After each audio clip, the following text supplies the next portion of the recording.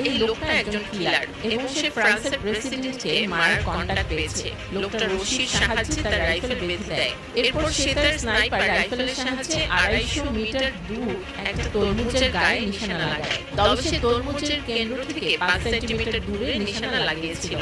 সে দ্রুত একটা পিন দিয়ে তার রাইফেলটা অ্যাডজাস্ট করে নেয়। এরপর আবার তরমুজের গায়ে নিশানা লাগায়। এবার নিশানা ঠিক জায়গায় গিয়ে লাগে।